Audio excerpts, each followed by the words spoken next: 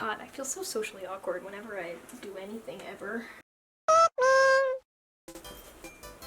Hello, my name is Fiona. Welcome back. Today I am going to talk to you guys about some books that I recently read this year. This is a wrap-up video. I have realized that I really don't like doing monthly wrap-ups, so this is going to be a wrap-up of some books that I read this year that I have stuff to say about. I've read a lot of books so far this year. This is not a video where I'm going over all of them.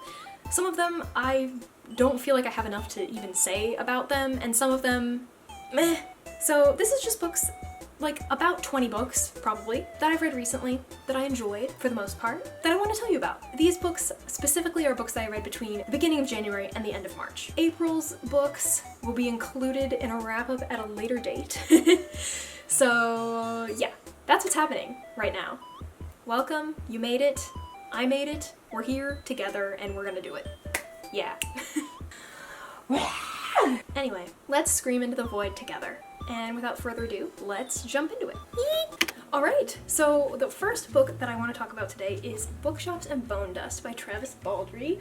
This is the prequel for Legends and Lattes. This is probably like the first book that I read this year. I really enjoyed it a lot. I do still think that Legends and Lattes is my favorite, but this follows Viv before she settles down, when she's still relatively new to being an adventurer, and she gets injured and sort of stuck in this little oceanside town as she recovers while the rest of her adventuring party goes off and does things. And at first, she's not happy about it. And as Legends and Lattes follows her sort of fixing up the coffee shop and going through all the steps of that, which is one of my favorite parts about the book, this one goes through a lot of the steps of helping one of her new friends that she meets sort of fix up their bookshop. Yes, it was fun. It was good. This one did have a little bit more action than Legends and Lattes did, but I do think that if you thought that Legends and Lattes did not have enough action, then you might like Bookshops and Bone Dust even more, because it does have just like a little extra action-y flavor.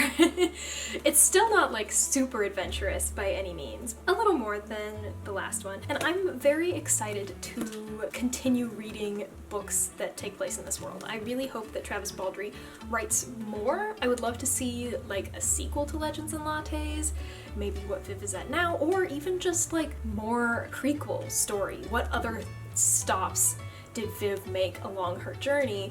I really want to read more from that. And you get introduced to some of the same characters that are in Legends and Lattes, so that was really fun. Also, yeah, it was really good. Next up, I read the entire Hunger Games series and also the prequel Ballad of Songbirds and Snakes by Suzanne Collins. I'm not going to talk about this a ton because there's already a vlog, a very long vlog, where I read this series and tell you my thoughts on the books. Yeah, that was my first vlog, so it's a little chaotic. I'm excited to just have sort of put it out there, and now whatever vlog I make next will not be my first vlog anymore. Yes, I read The Hunger Games. It was really good. I have been in a mood to reread things a lot this year, and it's just been really nice to sort of reconnect with things from my past. Reading this definitely made me want to read more young adult series from when I was younger. Speaking about The Hunger Games itself, I thought this series was really well done. After I finished it, I watched so many video essays on it, and like, this is one of those series where every time you read it, you kind of like pick up on a little bit more every single time, which is something that I really liked. That's pretty much all I'm going to talk about it, because if you want to hear more of my thoughts, you can watch the vlog. Yes. So yeah, that was a great time. That's kind of like 4 books in one. I just didn't want to hold up 4 books at a time. So yeah. I also read In the Dream House by Carmen Maria Machado. This book, I actually read it on my Kindle, and I got it from the library, but after I finished it, I knew that I wanted to own a physical copy because I really want to reread this and annotate it. If you haven't heard of In the Dream House, it is Carmen Maria Machado's memoir, where she goes and talks about her toxic and abusive relationship that she was in. It's so good. Like, it has footnotes, and each chapter, some of the chapters are really short, like only a page long, but each chapter is the dream house as something else. So it will be like the dream house as American Gothic, the dream house as modern art, the dream house as choose your own adventure. It was such an interesting way to write a memoir and to write her story, and I loved it so much. I thought it was so good. Definitely check the trigger warnings. It is not a super light read, but the way that it is written makes it more fun to read, in my opinion. And I really, really, really, really enjoy this. And even though I just read it a couple months ago, I really want to give it a reread so I can underline and annotate and just like absorb this book, because it was fantastic. After that, I read Tress of the Emerald Sea by Brandon Sanderson. This is my first Brandon Sanderson that I've ever read, which I've heard mixed things from people about that. A lot of people say it's a pretty good place to start, and a lot of people say if you start with that one, you won't know what to expect from his other books. I actually read it for Allison Page's Pocket Pages Book Club in the month of January, and it was really fun. It was a good, enjoyable read. I also talk about it in the Hunger Games vlog. I have had sort of like mixed feelings about that book, because while I was reading it, it took me a while to get into it, I think just to get used to the writing style. I talked about this in the vlog also, but I struggle sometimes with the narrators and just books in general that are trying to be funny, and it was a little bit close to that. Also, immediately gave me Princess Bride vibes, which made me super excited because I love The Princess Bride, and after I finished reading the book, I realized that Brandon Sanderson actually said that that was intentional, so that was just fun. I enjoy picking up on stuff like that. Tress of the Emerald Sea, it has pirates. I love pirates. Automatically that makes me enjoy it more. For some reason it was just taking me a while to get into it. Even though I did end up really, really loving it, I gave it 4 stars because I feel like if I find myself not really wanting to pick up a book, even if in the end I end up loving it, it can't be a 5-star for me. So it has to be a 4. But I did really love it, and after I finished it and just ever since then, I think about it all the time. So I think it might be one of those books where if I were ever to reread it, I would probably like it even more. But yeah, also like the spores, the concept of if these spores touch even a single drop of water, like the molecules of moisture on your skin or like a drop of sweat, you will basically die. And that was honestly kind of intense, like more intense than I was expecting it to be. Still a fun, cozy time with pirates, and I love pirates. And then after that, I had to mention this because I feel like I need to like come clean. But another thing that I did this year was I reread a bunch of the Maximum Ride manga books. I don't know if any of y'all remember Maximum Ride, but that was like my thing when I was in like 7th and 8th grade. I was obsessed with the Maximum Ride books. James Patterson is still my mortal nemesis for reasons I won't get into today. However, the Maximum Ride series was so fucking good and I loved it. Will it hold up if I were to reread it? Probably not. And when I say I love the Maximum Ride series, I mean the first 4 books of the Maximum Ride series, because everything after that, I don't even know what was happening.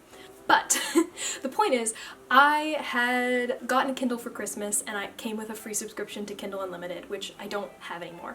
But while I had the subscription, right as it was ending, I noticed that they had all the Maximum Ride manga volumes on Kindle Unlimited, so I was like, I'm just gonna read as many of these as I can before my subscription runs out. So that is what I did, and it was a fun time.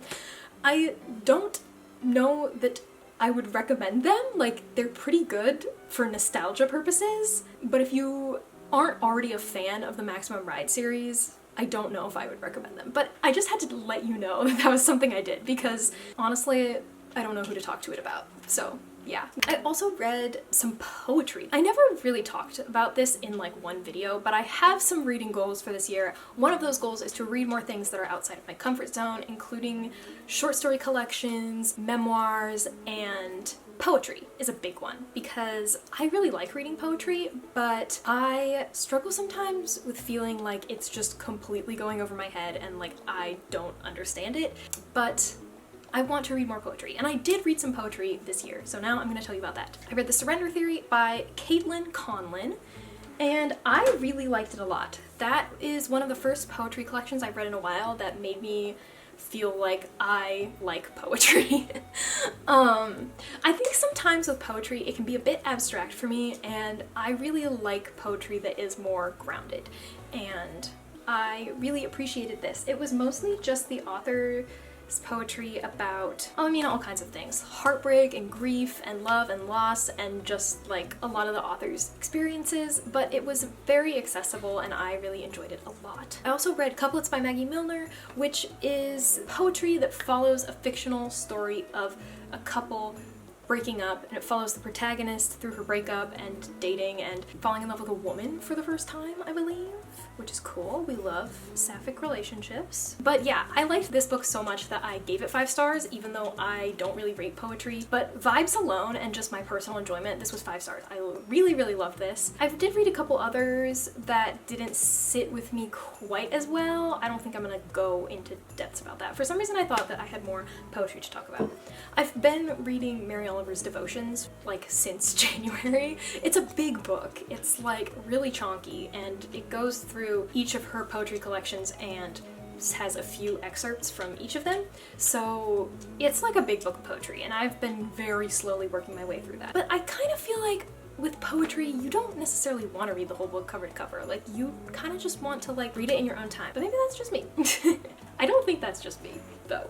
But it could be, I guess. So then I read She and Her Cat, which is a short story collection, kind of, written by Makoto Shinkai and translated by Ginny Tabli Takamori, who is the translator of Miss Ice Sandwich, which is one of my all-time favorite books. It's kind of a short story collection, 4 stories I believe, that follow different women and their cats. And some of them are from the perspective of the cat, switching back between the perspective of the human, which is cute. And each individual story is connected to the others and has characters from the other stories. So it's really cute and fun, and you get to like read one story and then the next story has some of the characters that were briefly mentioned in the story before, and like the cats know each other sometimes and stuff. It's very cute and fun. I did really like it. It didn't blow me out of the water as much as, say, Miss Ice Sandwich or Convenience Store Woman, which are 2 that I believe I saw it compared to. I really did like it. I thought it was cute. If you want something that's sweet and wholesome but kind of just like touches on some slightly darker themes, that could be a really good option for you. It's very short also. I almost bought it from the bookstore like a year ago, but it was $17.99 for like a teeny tiny paperback, and I was like, I never want to buy a full price book. I will just get it from the library or I'll buy it used. Anyway, that's kind of a little bit of a rant. And then I also read All Systems Red by Martha Wells. This is the first book in the Murderbot series, which is, I mean, I've only read the first one, so I can't tell you what the whole series is about. Murderbot is a android, pretty much, who was programmed to be a murderbot, but Murderbot has undone their programming and now simply desires to avoid interactions with other human beings, zone out, binge watch television, sitcoms, and have some alone time, which is like the most relatable thing ever. I really liked this book. I thought it was really good. It's super, super short. I do feel like I got a little confused towards the end of the plot. I don't know what it is about science fiction, but I just really struggled to like grasp onto what's happening. Like the world building and stuff, like they're on a planet and stuff starts happening, and like I have a hard time picturing stuff like that in my head. I'm trying to read things that are out of my comfort zone, and I was really happy that I ended up really, really enjoying this one a lot. So yes, I will be continuing with the series. And then I also read Such a Fun Age by Kylie Reed, and I really, really loved this book. It switches perspective between 2 women, Amira, who is the babysitter of Alex, the other woman whose perspective we follow. And Alex is like a wealthy white Instagrammer, basically. She's not like an influencer or an Instagrammer, but her whole business is basically based on like go get 'em kind of like inspirational stuff. I kept picturing her as like an influencer. And Amira is a black woman and she is their babysitter. The novel kind of kicks off when Amira is confronted at the grocery store while babysitting. The store security guard accuses Amira of kidnapping the child that she is babysitting, and that kind of kicks off the whole story. Although I would say that this is a lot more than that. That's like the blurb I see people give.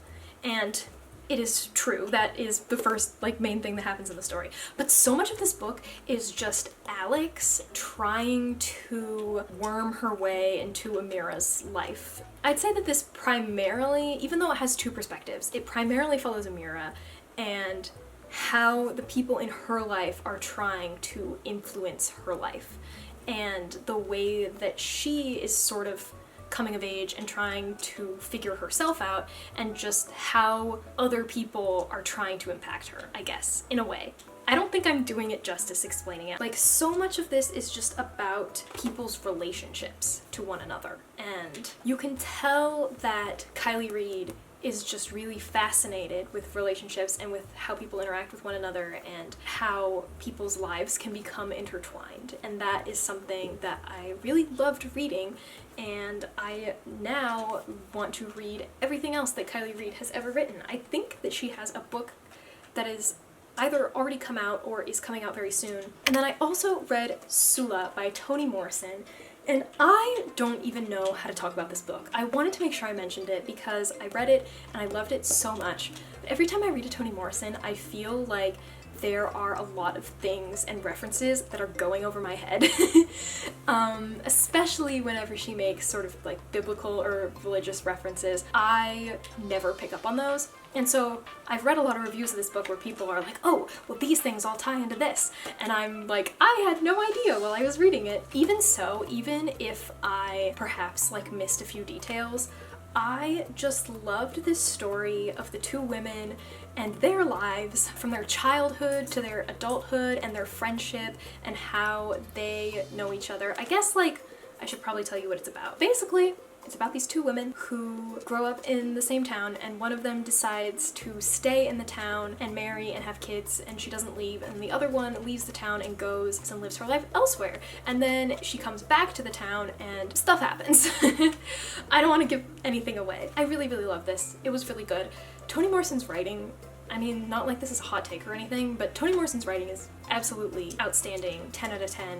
I love it so much. Even when I do feel like I might be not picking up on some of the allegories and stuff like that, I'm just able to be so immersed in the way she writes and her beautiful descriptions. And I love books about female friendship, and I want to read more Toni Morrison. This is the third Toni Morrison book that I've read, the second one that I've read for not school. And then I also read The Bodyguard by Catherine Center, which kicked off me reading a lot of romance books. I'm only going to talk about this one in this video. April has been a big romance reading month for me. I never thought I was a romance person, and this book really like kicked it off for me. I guess like I never thought I was a straight romance person. You know, straight people can fall in love too. But The Bodyguard by Catherine Center, it was super, super cute. I really, really liked it. I read it on my Kindle when I was sick. I read it in one sitting and it really got me through those times. It's about this one lady whose name I can't remember. Her life is like crumbling and falling apart, and she basically gets this job to be the bodyguard for this famous actor guy who has a stalker, but he doesn't want anyone to know that he has a bodyguard for his own safety and for other reasons. She goes undercover and has to pretend to be his girlfriend in front of his family and all this stuff.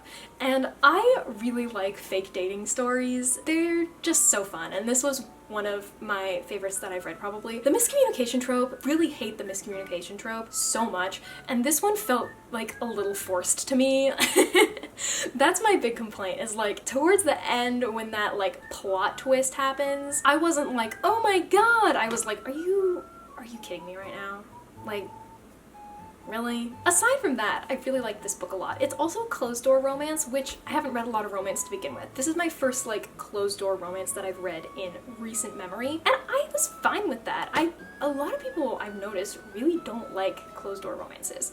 I honestly think I don't really care that much either way. As long as the smut doesn't make me want to claw my eyes out of my head and scream in agony from how cringe it is, which has happened before.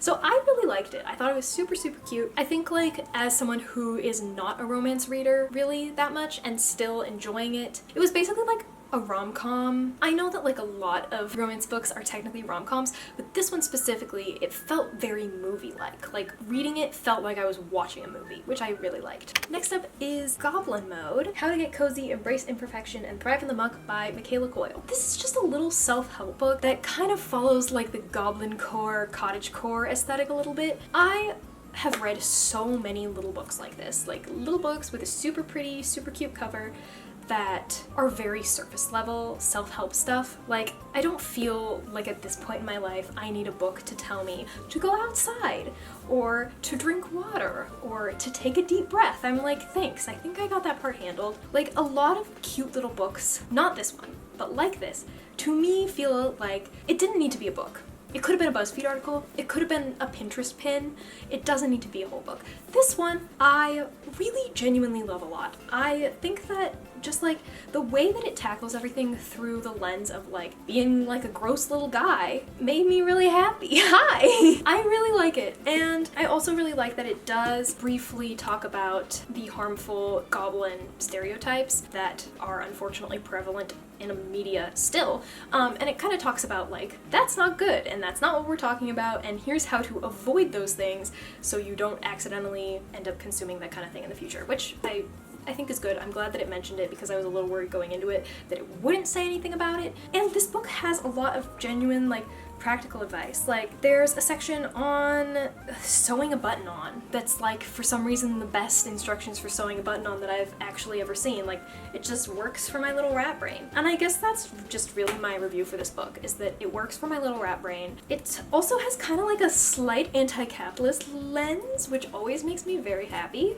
I'm super here for a side of anti-capitalism in literally anything that I consume. But yeah, it has some things about like facts about different animals and like low maintenance plants. I love low maintenance plants. I have a lot of tabs in this book. So many little things, and I really appreciate the view on imperfection. I know that there are so many books that basically talk about the same thing. For some reason, having it through like the goblin core aesthetic just works so much better for me, and I do feel like this book actually helped me. The next book I want to talk about is A Magic Steeped in Poison by Judy I. Lin.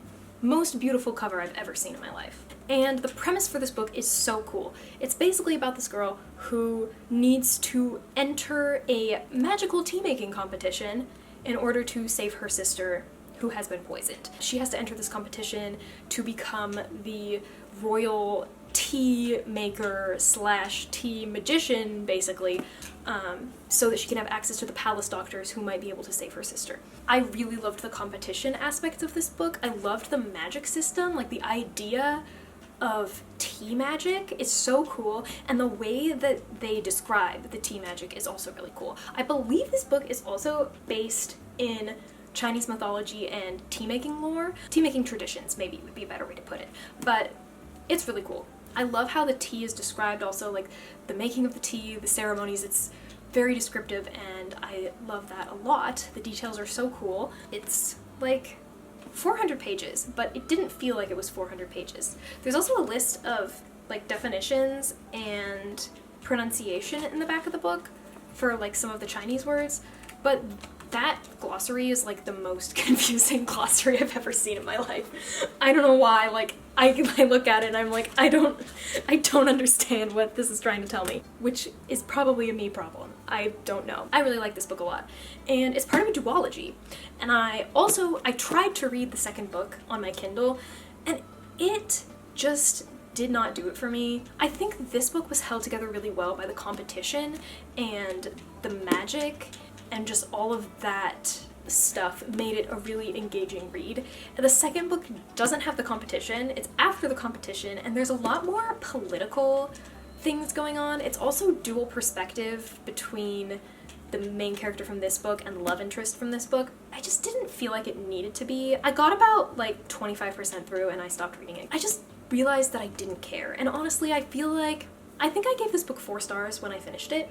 I'm still keeping it at 4 stars. It's still really good, I still really liked it, but I wish that it was just a standalone and not a duology, because I feel like this book on its own did a really good job and I really liked it, and I just know that I'm not gonna finish the series.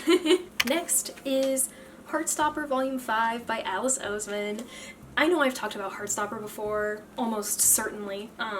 They're just so good. I love these books so much. Every single time I read one, it makes me emotional because I wish so much that I had had something like this when I was in high school. The representation of a healthy relationship, and also like the queer representation, is just, it's so good and wholesome and sweet, and I love it so much. And I feel like if I had had this when I was younger, I would have, one, probably learned a lot more things about myself a lot sooner, which would have been kind of nice. And also just to have that representation of a healthy relationship. In high school, like the closest we got was maybe like a John Green book, and that was still like, they all had issues. For example, The Hunger Games. Was I reading The Hunger Games being like, oh, Katniss and Peeta is like peak relationship goals? Because I really hope not. I wish this had been around when I was younger so much, but even now, I love it. I find so much enjoyment in it. It feels nostalgic, even though this is my first time reading it. I love it. I also thought that this was the last volume, but it turns out that she's making a 6th one, so that's cool. I'm very excited. I also need to catch up on the TV show, because I only watched the first season. But yeah, it's just so cute, wholesome, touches on some darker themes of like mental health and stuff. I love that, and I'm never gonna stop reading them. And then I read Roaming by Jillian Tamaki and Mariko Tamaki, who are a cousin duo who make graphic novels, and I really liked this graphic novel a lot. Honestly, like everything they make I like. Everything that I've read anyways. But Roaming was really good too. It's about these 3 friends who go on a trip together, their relationships with each other, their emotions, like, I don't know. I really liked it a lot, and I love the art, which just made me love it even more. I don't want to like go too deep into it because I don't want to give anything away, but I loved it, and I think that if you like This One Summer and their other stuff that they've made, you'd probably like this one as well. I didn't know that this book was out until I saw it at the library where I work, and I was like, I need this right now. So I checked it out, and I read it. My camera keeps stopping recording, but it's fine. Everything's okay. And then I read Warm Bodies by Isaac Marion. Another book that I've owned for like a really long time. I think I bought this when I was still in high school because I used to love the movie Warm Bodies. I think like after reading The Hunger Games, I was kind of just in the mood to like consume more stuff from that era of my life. And so I finally picked this up, which has been on my shelf literally forever. Not literally forever, but whatever. I don't care. This book really surprised me. I was not expecting it to be so heartfelt and genuine and so like strangely hopeful. I have not read a lot of zombie stories. I haven't consumed a lot of zombie anything, but I think I like it. I think I like zombie stuff. I wasn't expecting it to be good for some reason. Like, I think just because so many people crap on the movie, and I really liked the movie when it came out anyways. I wasn't expecting to love it as much as I did. I also used to have a gigantic crush on the girl who played Julie. But that's beside the point. Yes, it's really, really good. Can't believe it took me so long to read. But I do feel like if I'd read this when I was in high school, it would have become my entire personality, so I'm kind of glad that I waited, if I'm being honest. I will say, I had to give it 4 stars instead of 5 because there are like some fat-phobic comments, specifically that Julie makes. I will not stand for fat phobia in books. It makes me so angry. And so, even though it was only like 2 comments, it literally brought this book from a 5-star to a 4-star because I hate it. So even though this book was really, really good, those comments definitely brought it down for me. I had to say something about that because my overall experience with this book, fantastic, but that part was like a big thumbs down, and I didn't enjoy that part. So I needed to just like mention that that's in there because it's just important to me that people are informed. The last book that I want to talk about is The Employees by Olga Ravin, which is a book that I read on my Kindle and now am obsessed with. I think about this book like literally every single day. It basically follows the crew of a spaceship. Some of the chapters are really short, like only like a page long, but each chapter is an interview with a different crew member. Some of the crew members are human and some of them are androids.